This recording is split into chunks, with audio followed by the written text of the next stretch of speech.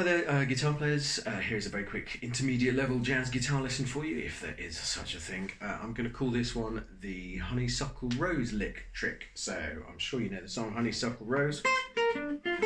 We're going to take that, we're going to extract it from the 2/5 that it would normally be heard over, and we're just going to play it over a C7 for now. So what we need to do is build some lines on 2/5 in F, right? So on the 2, you're just going to play normal G minor stuff. When you get to the C7, you're just going to play it diatonically for now, and then find nice ways of resolving it to F. So I'm thinking something like...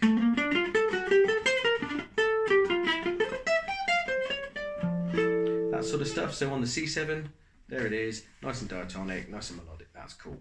But the kind of more interesting thing to do with it is to play it on the tritone sub of the 5 chord. So play it, instead of a C7, you're going to do a tritone sub of that, so you're going to play it on an F sharp 7. Guitaristically, just work out a bunch of different fingerings and octaves for it.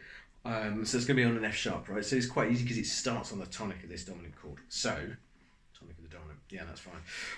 So on an F sharp 7 chord, you can play it there, different octaves.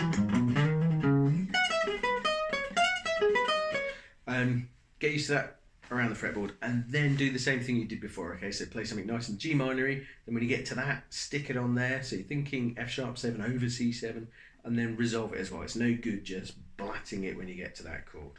So...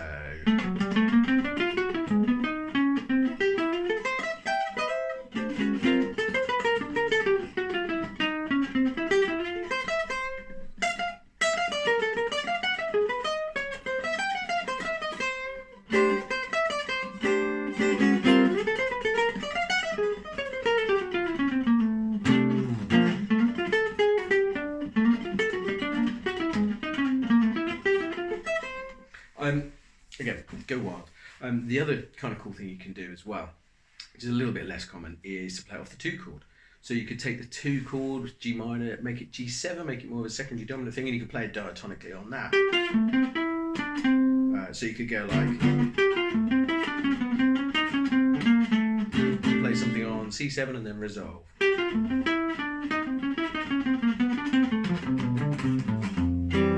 But the cool sound that that you could also work on is playing off the tritone sub of the 2 chord.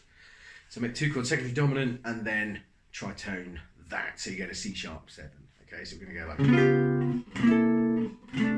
or something like that. So there you can come up with some cool sounds. This is now going to be in C sharp, right? So you're going to start on a C sharp and then something on C7.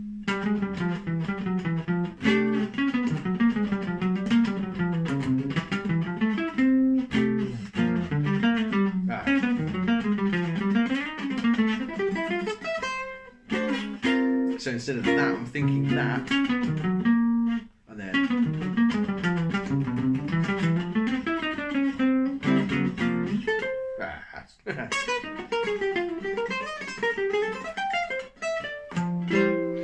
rough and ready. But anyway, some cool things you can do. So you can just play it diatonically, play it off C7. You can play it off the tritone sub of that. And you can play it diatonically off a G7 and play it off the tritone sub of that. Go wild.